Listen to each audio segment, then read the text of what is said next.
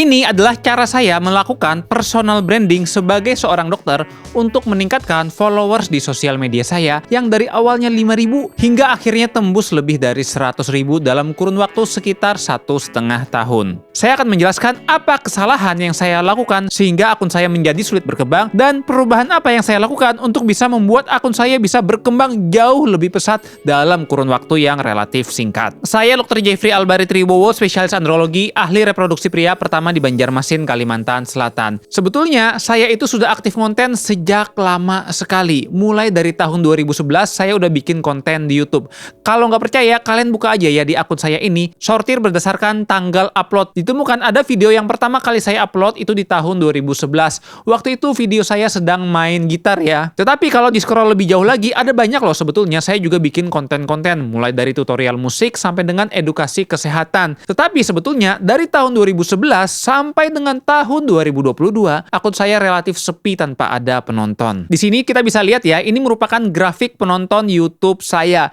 Awalnya itu sangat sepi banget dari tahun 2011 sampai dengan pertengahan tahun 2023. Tiba-tiba saja di tahun 2023 sampai dengan sekarang, akunnya itu sangat melesat drastis. Bukan hanya di YouTube, tetapi juga di Facebook, Instagram, dan TikTok. Kira-kira apa sih yang bikin akun saya ini awalnya sepi, akhirnya bisa ramai? Padahal kalau dibilang konsisten, saya cukup konsisten sedari dulu. Jawabannya adalah, dulu saya ngonten tetapi tidak mengetahui bagaimana metode yang tepat. Sejak tahun 2023, saya ikut berbagai kursus tentang bagaimana menyusun konten yang baik, teknik public speaking, edit video, dan cara memahami bagaimana audiens mau menonton konten kita. Inilah yang kemudian saya lakukan dan akhirnya akun saya bisa berkembang gila-gilaan secara drastis dalam kurun waktu tersebut. Sekarang di video ini akan saya bagikan beberapa penjelasan saya ya tentang apa manfaatnya kalau kita sebagai seorang dokter melakukan personal branding, kemudian bagaimana caranya seorang dokter bisa menentukan niche atau tema garis besar akun kita yang akan dibahas itu tentang apa. Terakhir juga akan saya jelaskan ya, bagaimana caranya menentukan topik konten pembahasan.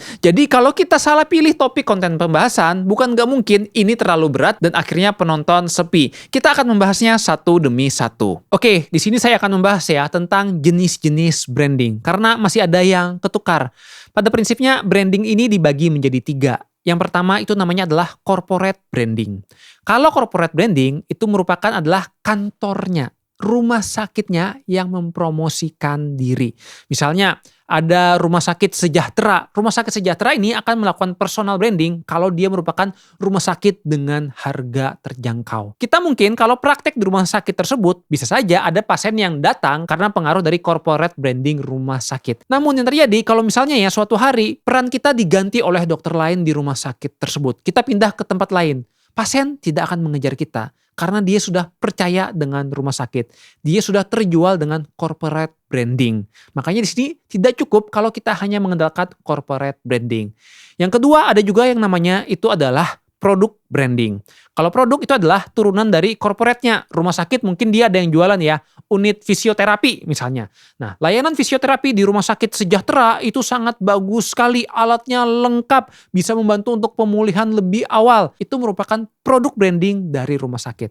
Tetapi sekali lagi, kalau misalnya kita berhenti di rumah sakit, kemudian ada yang menggantikan kita, pasien-pasien akan terjual dengan produk brandingnya. Dia tetap akan mengunjungi rumah sakit tersebut, bukan mencari kita. Terakhir, ini yang kita butuhkan, personal branding. Yaitu adalah siapa diri kita. Kita kenalkan kepada orang lain. Kalau kita bisa membangun personal branding yang sangat baik, dimanapun kita berada, pasien akan mencari kita. Kita kerja di rumah sakit sejahtera, pasien akan menemui kita. Kemudian kita berhenti, kita pindah lagi ke rumah sakit makmur, saya berani jamin pasien yang sebelumnya di rumah sakit sejahtera akan pindah ke rumah sakit makmur. Kenapa? Karena dia percaya dengan kita. Dia mencari personalnya. Kalau seorang pasien sudah sangat percaya sekali dengan branding dari dokternya, maka kita tidak akan mengalami kesulitan ketika kita mau berpindah-pindah tempat. Makanya sangat penting kita harus membangun personal branding, jangan hanya berharap produk branding, apalagi corporate branding dari rumah sakit. Tentu cara membangun personal branding terbaik sebagai seorang dokter itu adalah dengan kita menjadi konten kreator. Karena konten kreator ini sangat minim risiko. Kita nggak ada rugi apapun. Anggap nih kita fokus bikin konten setahun, kita nggak dapat apa-apa. Apakah kita rugi uang? Jawabannya enggak. Rugi waktu mungkin iya, tetapi ya nggak yang terlalu parah-parah banget. Artinya apa? Kita tidak ada kerugian sama sekali kalau kita terjun bikin konten. Bahkan saya berani jamin, kita aktif sebagai konten kreator, seorang dokter, itu pasti akan memiliki manfaat baik ke diri kita. Tambahan lagi, kalau kita aktif sebagai konten kreator, tidak bisa dipungkiri, dia akan menjadi sebuah sumber revenue untuk seorang dokter. Dan revenue-nya ini lumayan besar. Nanti akan saya jelaskan dari mana aja nih sumber pendapatan sebagai content creator bagi dokter. Lalu yang paling penting itu juga sebagai media personal branding terbaik kita dan tentunya untuk memberikan edukasi kepada masyarakat. Saya tuh capek banget ya ngelihat sosmed bawaannya itu ketika ngelihat ada banyak orang-orang yang bahkan tidak memiliki latar belakang bidang kesehatan tetapi memberikan edukasi yang sesat. Followersnya banyak. Apakah kita mau ngebiarin aja kondisi gini? Apakah kita cuma akan menghakimi, ini salah, ini salah? Kenapa enggak? Kita terjun aja langsung memberikan edukasi yang tepat kepada masyarakat. Baik, ini adalah alur diagram pendapatan dokter dari konten kreator. Sudah pasti ya, seorang dokter dapat penghasilannya itu adalah dari pekerjaan utama. Mungkin di antara kalian juga ada yang dari investasi tuh, ada yang mungkin dari saham, kripto, reksadana, itu akan jadi sumber pendapatan. Tetapi ketika kita aktif sebagai content creator, percaya atau tidak, itu akan membantu meningkatkan pendapatan kita. Pendapatannya dari mana aja? Bisa mungkin dari affiliate produk. Ini sering ya di TikTok yang mungkin keranjang kuning. Hanya saja mungkin kalau di dokter ini kita tidak bisa leluasa ya. Karena nggak mungkin dong kita jualan obat-obat keras ya di affiliate produk di TikTok. Yang kedua ini yang masih mungkin bisa dilakukan. Itu adalah kita dengan menjadi endorse. Endorse pun juga harus kita selektif ya. Hati-hati ada banyak produk-produk yang tidak sesuai dengan evidence base. Makanya saya juga kalau ada yang menawarkan endorse saya pasti akan sangat ekstra berhati-hati sekali. Nah ini yang merupakan sumber pendapatan yang cukup gurih bagi dokter, yaitu adalah dari AdSense, terutama AdSense YouTube ya. Jadi YouTube itu membayar kita sesuai dengan jumlah viewersnya. Semakin banyak viewers, maka pendapatannya akan semakin banyak. Ketika seorang dokter bikin konten di YouTube, maka kontennya itu akan evergreen. Artinya adalah abadi. Misal, kita berikan edukasi tentang sakit kepala. Konten tersebut masih akan tetap relevan bahkan hingga 10 tahun ke depan. Jadi 10 tahun ke depan pun masih banyak orang yang akan nonton konten tersebut dan ujung-ujungnya dia akan membantu meningkatkan AdSense kita. Apalagi sekarang juga ada ya Facebook Pro. Facebook itu juga bisa memberikan sumber pendapatan yang sangat lumayan bagi seorang dokter karena ketika kita posting video di Facebook banyak yang nonton, maka itu ada uangnya juga. Tambahan lagi, ini yang juga sering saya dapatkan yaitu adalah sebagai pembicara. Ketika kita aktif bikin konten, orang-orang akan percaya dengan kita, orang-orang menjadi membutuhkan kita, dan bukan gak mungkin banyak yang mengundang kita sebagai pembicara. Bisa sebagai pembicara di webinar atau bahkan seminar offline. Terakhir, ini yang bisa kita lakukan dan jarang ada dokter yang menyentuhnya, yaitu adalah berjualan digital produk. Baik, sekarang kita lanjut ke bab berikutnya, yaitu adalah bagaimana cara menyiapkan akun. Yang paling penting harus kita lakukan, pertama itu adalah menentukan apa kira-kira niche kita. Niche ini bahasa Indonesianya ceruk ya. Ceruk bahasa gampangnya mungkin kayak apa garis besar tema pembahasan kita. Fokus yang akan kita pilih supaya orang-orang mengenali kita. Kalau misalnya kita dokter umum, maka saran saya kita harus mencari bidang yang lebih spesifik. Kalaupun tuh kita dokter spesialis, biasanya kita sudah memiliki ceruknya tersendiri ya. Ada yang mungkin dokter jantung, dokter jiwa, dokter kulit, dokter bedah. Mereka sudah pasti akan membahas sesuai dengan bidangnya masing-masing. Nah teman-teman yang dokter umum, maka saran saya adalah temukan kira-kira apa garis besar niche yang bisa kalian bahas.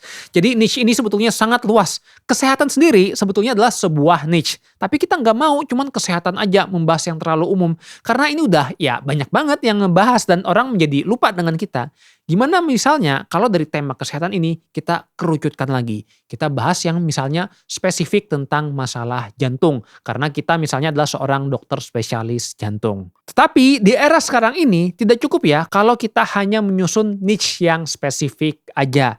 Pada kasus ini misalnya ya ada dokter penyakit dalam.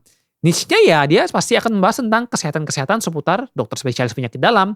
Dia mungkin akan membahas seputar gastritis, dia akan mungkin membahas seputar gastroenteritis, lalu dia juga akan membahas tentang hipertensi, diabetes. Tapi masalahnya kalau kita membahas semua tema itu, yang terjadi kadang malah kita sulit untuk menjadi stand out atau berbeda dibandingkan orang lain, khususnya di sosial media.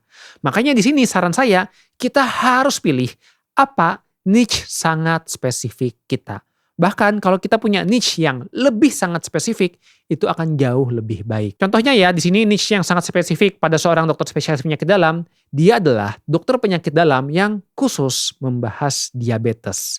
Kalau kita pengen lebih sangat spesifik lagi, itu adalah dokter penyakit dalam yang khusus membahas diabetes pada orang-orang lansia.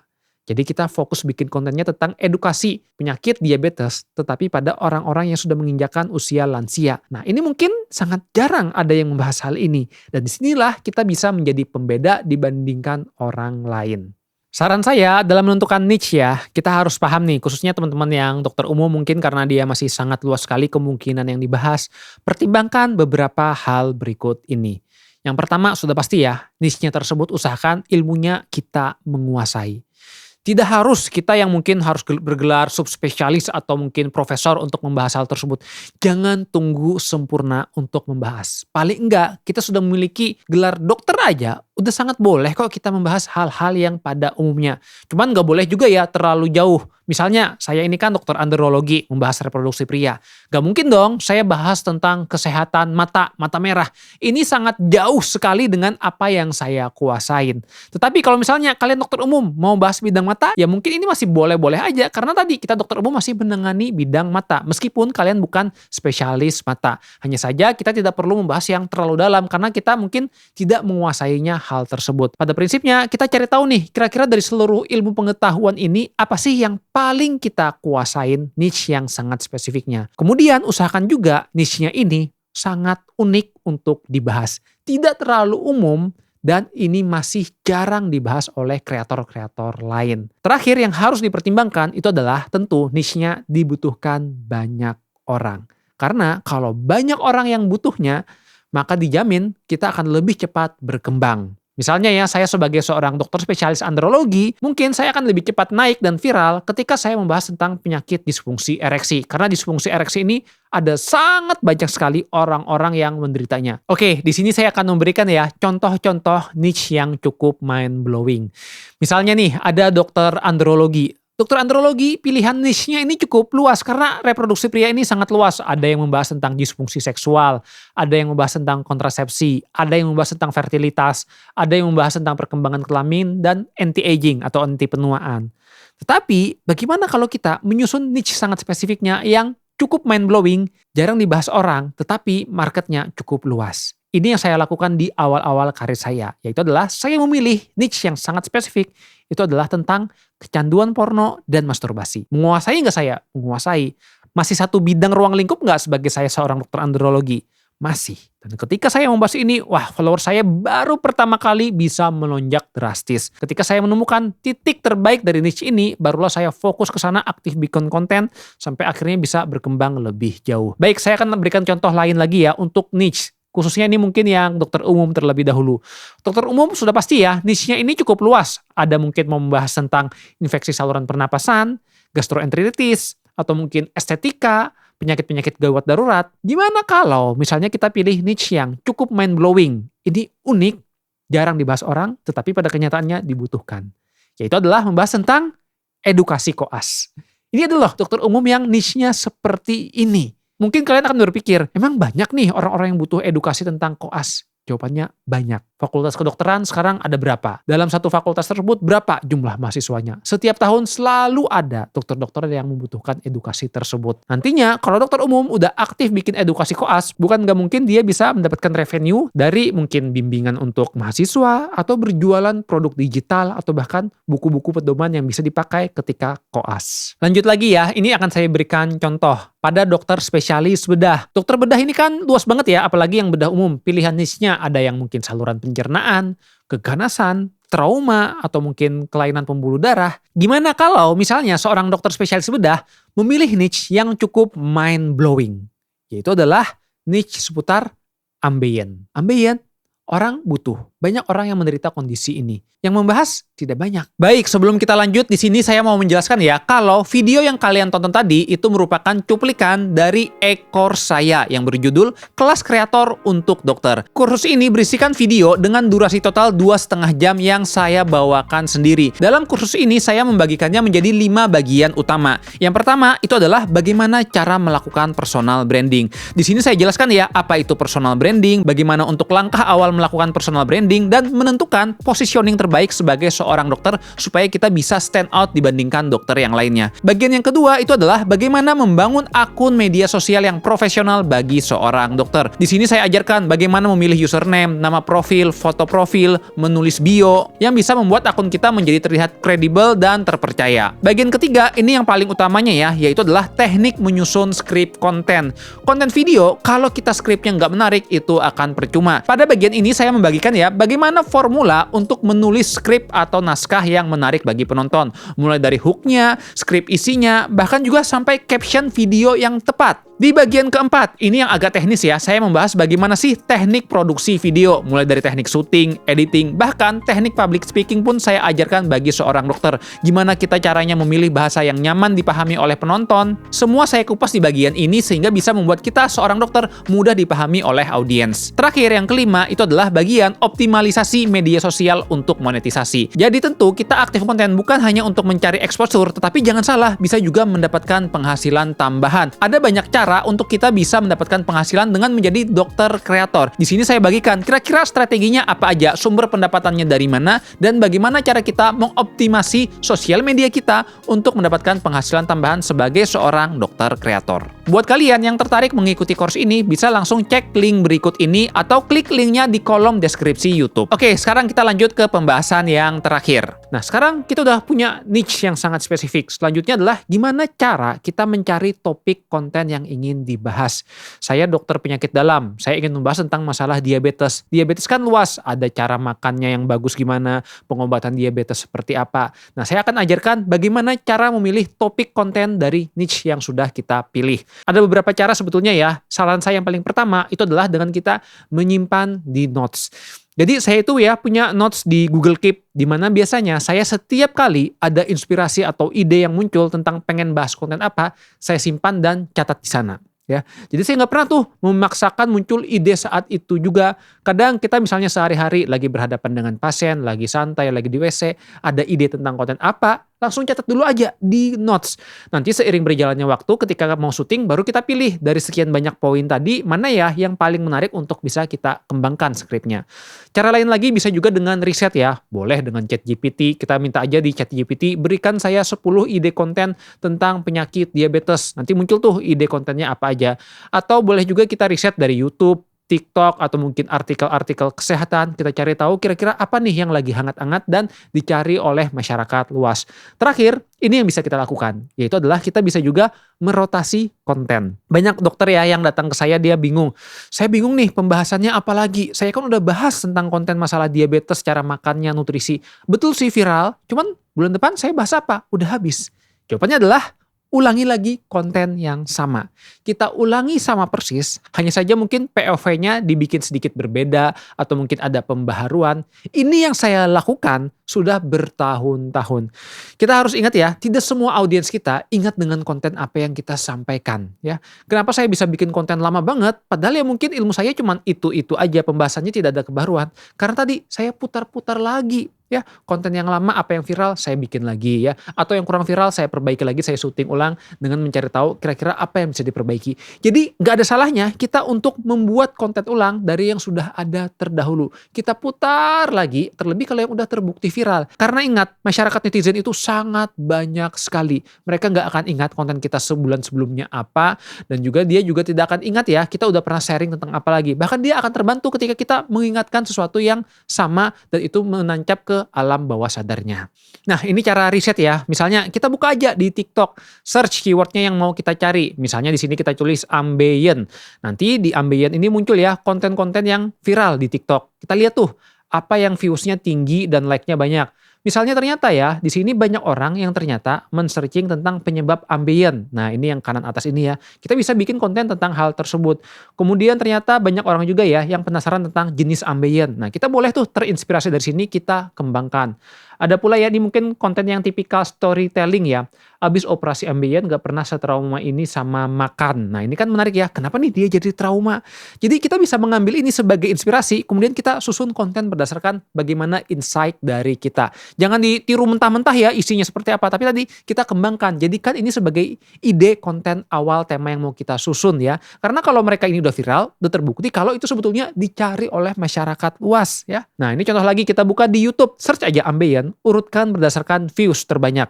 Nah, ternyata di shortnya ini nih ya, ini penyebab ambien. Orang banyak yang penasaran ya. Terus cerita tentang operasi wasir ya. Lalu ada juga cara mengobati ambien secara mandiri. Nah, kita bisa ambil judulnya, lalu kita bikin konten tentang hal tersebut. Terus ada juga nih, konten yang YouTube paling tinggi ternyata adalah proses operasi wasir. Nah, kita boleh bikin konten dengan tema yang serupa. Hanya saja kita modifikasi, jangan sama persis, nanti malah plagiat ya. Kita kembangkan bagaimana nih insight dari kita. Begitu pula ya dengan tema-tema lain. Searching aja misalnya tentang diabetes mellitus, tentang impotensi, tentang mungkin gangguan asma atau penyakit-penyakit lain. Cari videonya yang paling banyak ditonton orang, kemudian kita ekstraksi, kita bikin sendiri dengan gaya kita. Oke, ini sekarang ya salah satu formula yang cukup mutakhir dan membuat konten saya cukup naik. Yaitu adalah menentukan topik yang banyak ditonton. Ini mohon maaf ya agak teknikal sedikit, tapi ini sangat penting banget dan daging banget buat kalian simak. Jadi ini diambil dari piramida funneling ya. Funneling ini bisa digunakan untuk marketing. Jadi di piramida ini yang paling atas itu namanya unaware. Ini corongnya paling besar. Di tengah ada yang namanya aware. Ini yang agak tengah-tengah lah. Terakhir ini solution. Solution ini bentuknya paling kecil dan paling bawah. Ketika kita bikin konten, saran saya kita usahakan menarget yang corong paling atas, yaitu adalah unaware. Pada prinsipnya kita bikin konten ke orang-orang yang belum tersadar. Karena di sana itu marketnya sangat luas ya. Berbanding terbalik kalau misalnya kita bikin konten tentang masalah solusi penyakit ini. Kadang biasanya penontonnya itu nggak gitu banyak. Karena mereka yang udah punya penyakit tertentu barulah tertarik untuk menonton videonya. Ini saya berikan contoh langsung aja ya. Misalnya saya mau bikin konten tentang impoten. Nah, di sini saya bagi jadi 3 tahapan. Ada konten temanya yang tentang unaware, ada yang aware, ada yang solution. Yang unaware, kontennya ini temanya paling banyak dicari orang dan mudah viral. Yaitu adalah tentang membahas yang umum aja. Ereksi pagi hari. Nah, ereksi pagi hari semua pria ngalamin. Saya bisa membahas hal tersebut. Kalian para pria, hati-hati ya kalau sudah tidak ereksi pagi lagi. Bisa-bisa itu menandakan sebuah penyakit. Yang nonton langsung khawatir. Hah, aku ereksi pagi nggak ya? Nah, itu padahal dia belum sadar tentang masalah ereksinya. Dari awalnya yang tidak sadar tentang masalah ereksi, tiba-tiba dia tersadar. Jadi kita mencari orang yang unaware. Ketika udah banyak kontennya, maka kita bisa sasar lagi ke yang aware. Kalau aware ini biasanya lebih sempit ya. Cuman ini membantu juga untuk meningkatkan kredibilitas kita kalau kita pakar di bidang tersebut. Misalnya saya bahas ya tentang ini adalah 3 penyebab impoten pada usia muda. Hati-hati, salah satunya bisa jadi ada di kamu. Yang nonton mungkin adalah orang-orang usia muda yang mengidap impoten. Tetapi yang mereka sehat, mereka akan skip karena nggak relate sama aku. Terakhir ini yang solution. Mungkin kalau konten solution ini nggak banyak yang nonton. Tetapi sekali lagi ini bagus untuk membangun kredibilitas kita. Solution kita bisa bahas yang paling inti. Ini adalah terapi impoten terbaik supaya bisa menyembuhkan gangguan disfungsi ereksi. Nah, orang-orang yang punya gangguan impoten nonton itu dan dia akhirnya percaya dengan kita. Wah, dokter ini dia bisa menangani tentang masalah impoten ya. Jadi prinsipnya unaware, aware, solution. Kalau pengen viral, banyakin dulu nih yang di unaware. Beberapa boleh kita nanti ada konten yang aware dan solution, tapi hanya itu kalau misalnya kita udah sering bikin yang unaware dulu. Jadi kita banyakin audiensnya dulu, begitu udah banyak followersnya, perbanyak lagi yang aware dan solution. Ini yang sering saya buat ya di awal-awal konten saya masih belum viral, saya banyakin yang unaware, ternyata mudah meledak banget. Kita contoh ke penyakit yang lain, misalnya tentang masalah diabetes mellitus. Konten yang unaware, kita bahas nih, yang paling umum sering orang lakukan, tapi dia nggak sadar itu bisa menjadi masalah. Kalian sering kencing, hati-hati, itu bisa menjadi penanda penyakit serius. Salah satunya kencing manis. Nah, orang-orang yang awalnya dia kencing, biasa aja, tiba-tiba dia sadar, iya ya, aku sering kencing. Sering kencing ini berapa kali ya? Penyakit apa nih? Jangan-jangan. Dia jadi melek dengan sesuatu hal tersebut. Dari yang awalnya nggak sadar tentang penyakit kencing, dia akhirnya tersadar. Ternyata, kalau sering kencing, tambah lagi ada gejala-gejala lain, itu juga bisa menjadi kecurigaan penyakit diabetes. Ya. Selanjutnya kalau yang aware nih, kita bisa bikin ya tentang pemeriksaan diabetes. Ini adalah pemeriksaan wajib yang kalian lakukan untuk tahu tubuh kalian kena penyakit diabetes atau tidak. Yang nonton sudah pasti nggak sebanyak orang-orang masyarakat umumnya. Biasanya orang-orang yang sudah memang ketahuan dia itu punya penyakit diabetes. Terakhir, yang solution bisa seperti ini. Ini adalah cara minum obat terbaik diabetes supaya gula darah kalian terkontrol. Hati-hati, salah minum obat, bukan nggak mungkin malah gula darah kalian menjadi semakin parah. Nah, ini biasanya menargetkan orang-orang yang memang udah kena diabetes dan rutin minum obat. Tidak mungkin dia yang viral banget, tapi biasanya orang-orang yang sadar dengan diabetes, dia akan follow dan percaya dengan kita, bahkan dia akan berkunjung ke kita, ya. Lanjut lagi nih, contohnya penyakit tentang ambeien ya. Nah, kalau ambeien, kita bahas ambeien kan mungkin nggak gitu banyak. Gimana kalau kita bahasnya yang umum-umum aja nih, unaware ya. Misalnya nih yang unaware ya, hati-hati, kelamaan buang air besar sambil main game bisa meningkatkan penyakit untuk pencernaan kalian. Nah, ini langsung menyadarkan, anak-anak muda kan sekarang sukanya dia kalau buang air besar sambil main game, sambil scrolling sosmed. Dia yang awalnya nggak ada masalah, jadi cuma, penyakit apa nih? Aku sering kayak gini. Jadi bikin relate temanya ini ke orang lain. Nah, kita jelaskan kalau kelamaan buang air besar, sering mengejar, nanti malah meningkatkan risiko ambeien. Ya, kalau udah sering lagi, kita baru boleh bahas tentang yang aware tuh, jenis-jenis ambeien. Terakhir baru solution. Ini adalah pilihan jenis operasi untuk penyakit ambeien. Ya, hanya saja kadang ya, meskipun saya bilang solution ini peminatnya dikit, jangan salah. Sangat mungkin aja yang solution yang harusnya peminatnya dikit, malah itu viral. Intinya adalah bereksperimen. Kalau saran saya, baru awal mulai, coba deh eksperimennya banyak di konten-konten yang unaware, yang dia itu masih sifatnya permukaan, relate banyak orang dan mungkin masyarakat yang awalnya kurang sadar tentang masalah kesehatan, dia menjadi tersadar. Kalau udah sering di sini, baru kita eksperimen lagi di konten aware, yaitu tentang pembahasan penyakitnya lebih umum, terakhir baru tentang masalah terapinya.